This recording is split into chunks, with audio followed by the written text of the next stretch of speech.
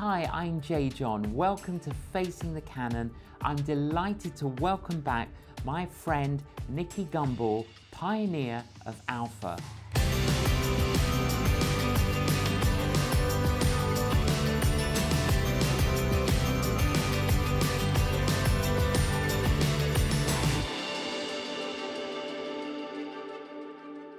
Nicky Gumbel, welcome back to Facing the Canon. Oh, well, it's a privilege to be once, but it's a real honour to be twice. Well, we needed it, Nicky, because I really want us to have a conversation about Alpha. Okay, where do we begin? What is Alpha? Alpha we describe as an opportunity to explore the meaning, the purpose of life. And it's designed for people who are like I was.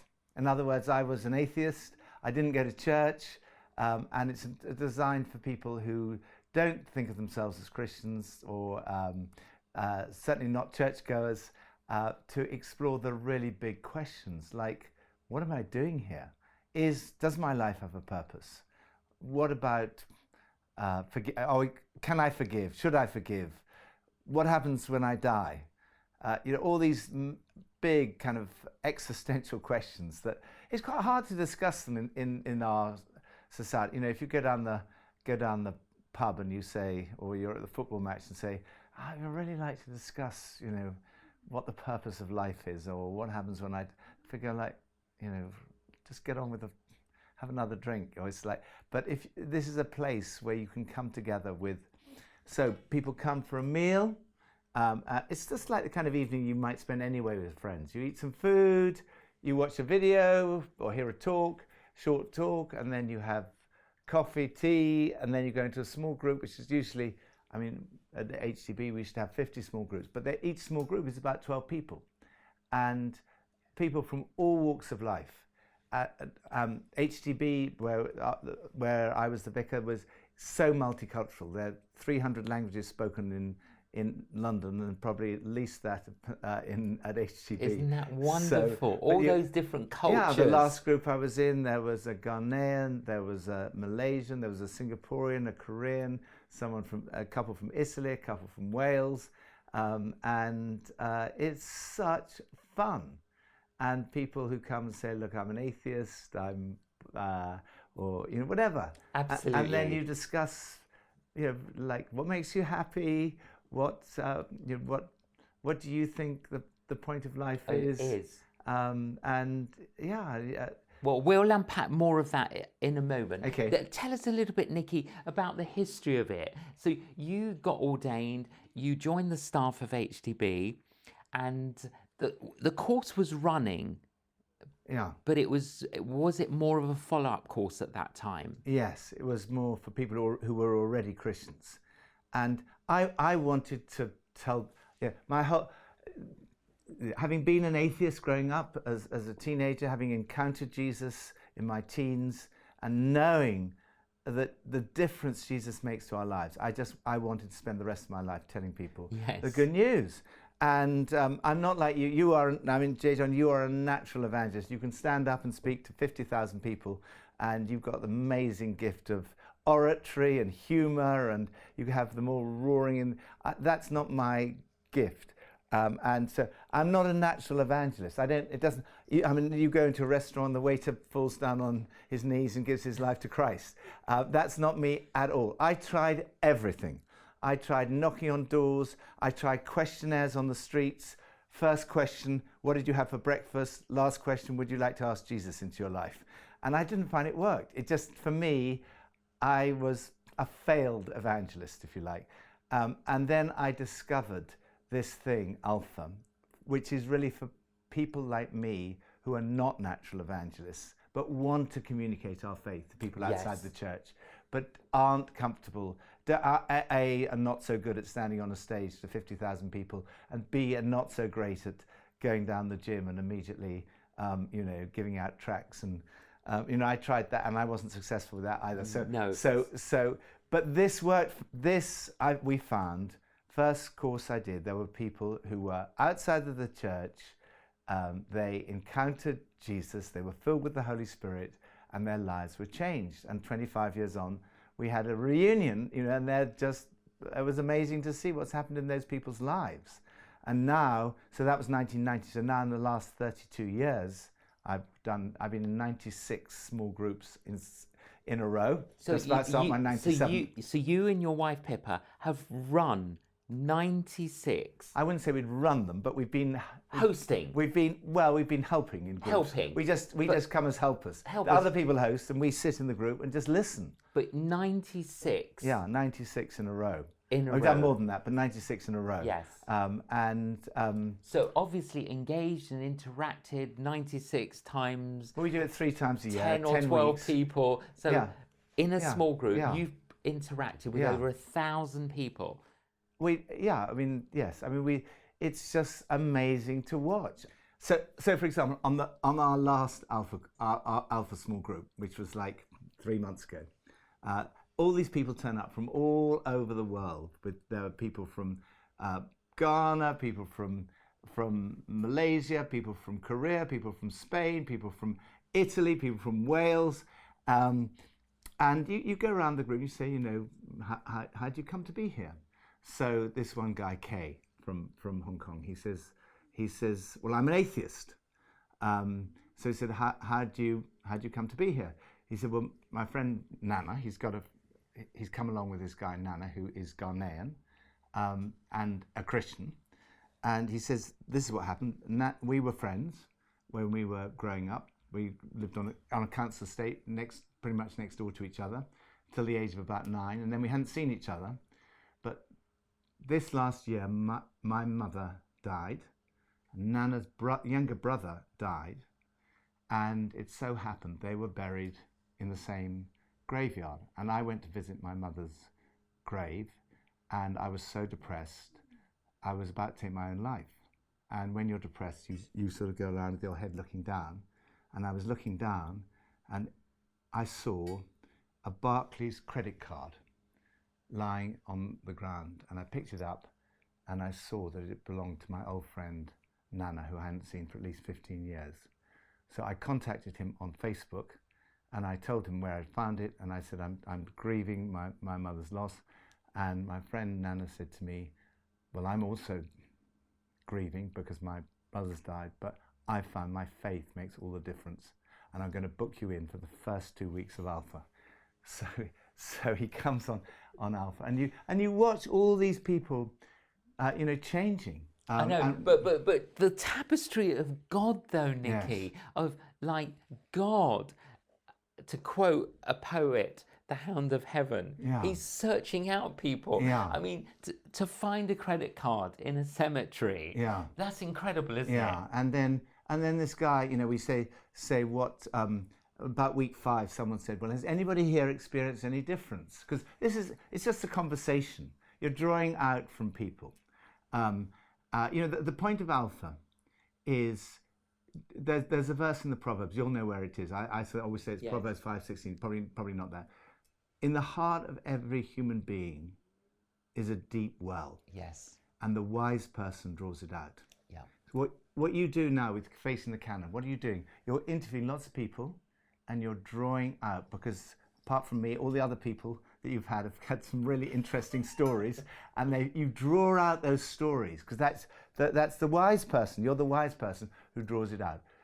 What you're doing with each of the guests here is what you're doing on Alpha. You're drawing out from each of the guests their stories, and then you watch. We're not preaching at them. They've watched the video. They've heard the good news about Jesus, hopefully in the talk or the video, and then you're hearing from them. You're listening to them, hearing their stories, and watching them change. So somebody asked this question about week 5. Has anyone here? One of the guests, I think, just asked. Anyone here experienced any differences? So Kay goes, yeah. He says, I haven't taken the herbs Yes. for 2 days. And I've taken, actually he was spending something like 30 to 60 pounds a day on drugs. Yes. And he said, I haven't taken any herbs for 2 days. And then other people in the group start talking about their experience of the herbs. And on the weekend, which we did a day because of it's sort of, we still haven't recovered from the lockdown situation, but we did a day. And he was prayed for, and he was filled with the Holy Spirit. He encountered Jesus. Transformed. And the last night, he said to me, will you baptize me? At Focus. So we have a church holiday at Focus. Yes. And he said, would you baptize me at Focus? Well, we only had a little sort of paddling pool to do it in. Anyway, Kay was baptized at Focus. One of the other people in the group was also baptized. And then when he said, I haven't touched the herbs for 2 nights, someone else in the group said, well, I've also given up the herbs. Another person in the group said, what's wrong with the herbs? Yes. He said, herbs helps me concentrate. The person who said that watched. He was at Focus as well. He'd come to watch. And he saw them being baptized. And he said, I want to be baptized too. As well. And so we did. Actually, I did 3 baptism services. Because when the 2 were baptized, this guy also wanted to be baptized. And when he was baptized, other people there wanted to be baptized. Yes. So we had the opportunity to, because in the baptism service in the church, I mean, you have to, it's like praying a prayer. You have to repent of your sins. You have to turn to Christ. Yes. And be filled with the Spirit. It's all there. So it's all there. So all these people were turning to Christ, being filled with the Spirit as a result of Kay coming to faith. The course, Nicky, is basically allowing people to come on a journey of discovery. A lot of people's understanding of Christianity is a misunderstanding. And many have got misunderstandings, misconceptions. Yeah. And sometimes there's a reluctance to explore Christianity. How can we clear some of that misinformation, those misunderstandings? And how do we communicate to people that it is important to explore Christianity? I think, Dietrich Bonhoeffer said, your life as a Christian should make the non-believer question their lack of belief in God. That's amazing. And that is, I think, what, it's primarily about how you live your life. That it's the acts of kindness, it's the openness, it's the encouragement, it's love, basically. That by this will all people know that you're my disciples, if you love one another. Yes. So it's love. Love is the key to the whole thing. Love is the key to everything in life. And, to know that you're loved by God, to love God and to love other people. That's what life is all about. So it's about love. But there are certain things that you can do. Every person who's encountered Jesus, there are certain things that you can do. The first thing is you can tell people your story, because there's no answer to your story. If you say, like the Apostle Paul, as you know, in the book of Acts, 3 times he tells his story, basically the same, slightly different depending on the audience, but basically says, I was like this, I used to go around persecuting the church, then I encountered Jesus. Now I'm out here telling you the good news. Yes. It's basically before what happened and the difference Jesus makes. Everyone can do that. And there's no answer to your story. Anyone at work, a work colleague, in your family, you say, this is what happened to me. They can't say, they can't. No, it didn't happen. No. That is very powerful. And of course, on that, Nicky, in the court of law, you have a witness, and the witness gets up, and in fact, they don't even have to rehearse it. No. They just tell the truth. No. This is my story. Yeah. And then, of course, you've got the barrister, the lawyer, who presents the facts of Christianity so that the jury can make a decision. And we need both. Yes. But every believer, as you were saying, is a witness. Yes. So the challenge for us as Christians is to tell our story. Yeah. And then the second thing that you can do is say, come and see. Come and see. When Nathaniel encountered Jesus, he said to his friends, come and see. When Andrew encountered Jesus, he said to his brother Peter, come and see. And, Andrew, we don't hear that much about him. Andrew was a famous apostle. But Peter, wow, he was like, Jesus said, you're the rock on which I'm going to build the church. Go to Rome, St. Peter's Rome. But Andrew said to his brother, come and see. And we can all say to people, come and see. And that's, I think, the most powerful thing. Because people walk into Alpha and they come with all sorts of preconceptions. They think it's Yes. going to be weird. They think it's going to be like a cult. They think it's going to be, I don't know what they think it's going to be. And they walk in and they're, oh, you're all normal. Yeah, they're pleasantly surprised. You're all normal. Yes. And that talk was really interesting. And it relates to my life. It's relevant. They don't realize it's going to be relevant to the issues they're facing, worries, sure. anxiety, And all of that. fear, lack of purpose, feeling of aloneness in the world. And they don't realize that Jesus is relevant to all of those. And then they don't know it's true. No. They don't realize that there's good historical evidence for this. Is not just sort of wishful thinking. Oh, wouldn't it be wonderful if there was a God? No, there's evidence that there is a God because God has revealed himself. How would God reveal himself? He revealed himself in the way that human beings could understand. What would that be as a human being? So he's revealed himself in a person, and that you can know that person. That person died and is alive, and you can know Jesus. And that is amazing news. Not only Absolutely. that, but his spirit can come and live within you and begin to change you. And they think, oh, I don't want to change. But how does he change you? He makes you more loving, more joyful, more peaceful, more self-controlled, kinder, more gentle. That's the fruit of the Holy Spirit. Definitely. It's something beautiful and attractive. So the message is beautiful and attractive, but then the people, you come into an atmosphere where everyone's encouraging. It's not like going to work and everyone's critical. You come in where people say, wow, that's really interesting. Oh, John, it's so nice. It's Yes. so nice to meet you. Yes. Now tell me about yourself. I want to hear about your Yes. story. And then gradually what happens is people start to open up and they say, actually, I'm struggling. I'm really struggling in my marriage, or I'm really struggling with the fact that I'm not married, or I'm really struggling with some kind of a gambling addiction, Yes. or I remember one course about a couple of years ago. We went round the last night, and by the end, everyone admitted that they were really struggling with some kind of addiction. Some kind of, yes. Yeah, and it was so interesting. But what must have happened though, Nicky, is as you keep going, as you get to know more people, trust Exactly. comes in. Exactly. And the people, Because you wouldn't make a confession unless you felt comfortable. the first night, typically people are trying to impress. Yeah. We think that we will impress people with our strength, but of course we connect through our vulnerabilities. Yes. And the moment someone says, like someone said in our small group last time, they didn't quite say all the details, but obviously they had done something Yes. really. They just said, I'm so struggling with guilt about my former wife. It's like, Yeah. and then someone else will say, But they're I'm looking. But struggling. we're all looking for forgiveness, aren't we, Nicky? And the truth is, and the reality is, only Jesus can give us that. Yeah, it's the forgiveness thing. The questions in the first week we talked about what makes you happy, that kind of question. Everyone can answer that question, and then it's like, what do you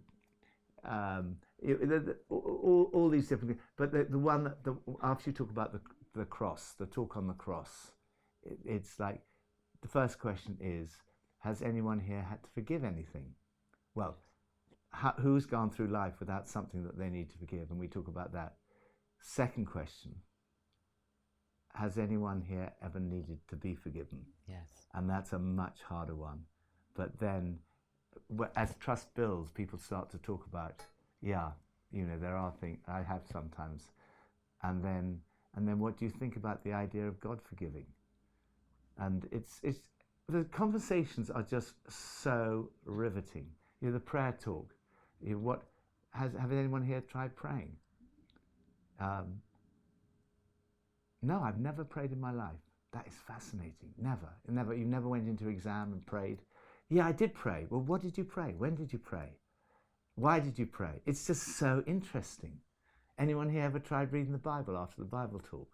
Yeah, I heard it at a wedding. It's just everything. It's so interesting.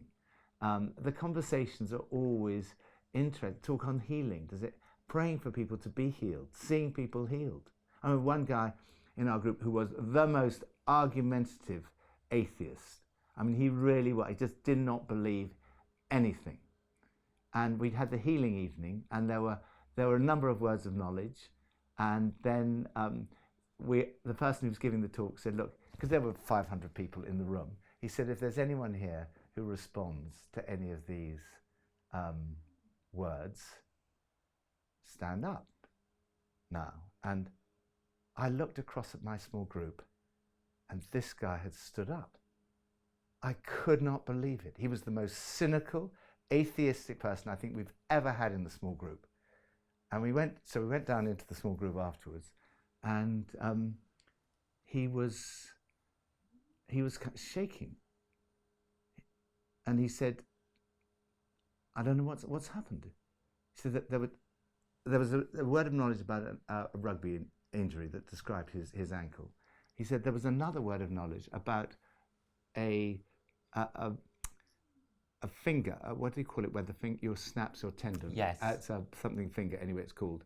And he said, I've got one of them because it won't go straight.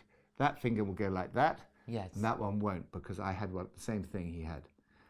And it will never go straight. There were two doctors in the group who said, once you've got one of those, that will never quite go. And he said there was a word of knowledge about that, and his finger went straight. It went like that, it just doesn't happen. Like 20 years ago I did that, still hasn't gone right. And his just went right. And he's like, what does that do? Everyone goes, there is a God.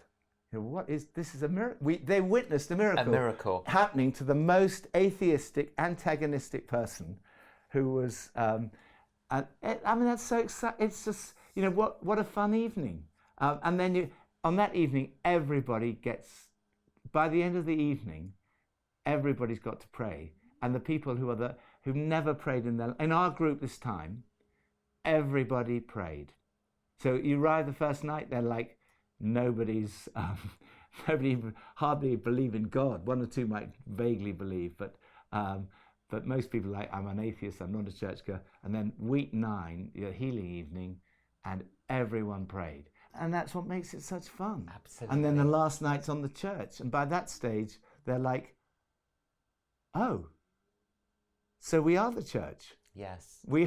This is a little microcosm of church. If this is church, well, I want to be involved in it for the rest of my life, because they've experienced what real community is, when the barriers come down, when you really connect, when you really make friends.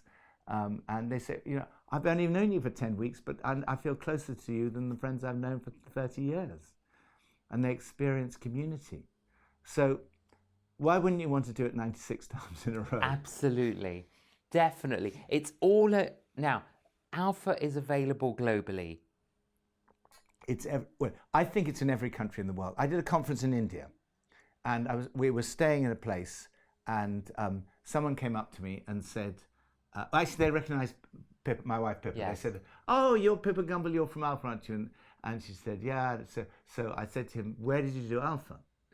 And he said, I did it in the Faroe Islands.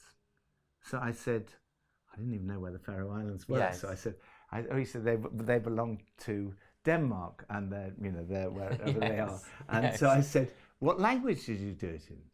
He said, I did it in Faroese. Yes. So I said, do you mean to say it's been translated into Faroese? He said, yeah. I said, are there other churches in the Faroe Islands? He said, yeah, most of the churches in the Faroe Islands do Alpha. So I rang up the office. I said, have you ever heard that Alpha's running in the Faroe Islands? No. Have you given permission for it to be translated into Faroese? No. But what that told me is, it's everywhere. It's everywhere. We don't know about it. It's viral. It's hugely encouraging. It's not like we didn't plan it. We didn't say, right, we must get Alpha into the Faroe Islands. It's just viral. It's spread, and it's in every country in the world. Wonderful.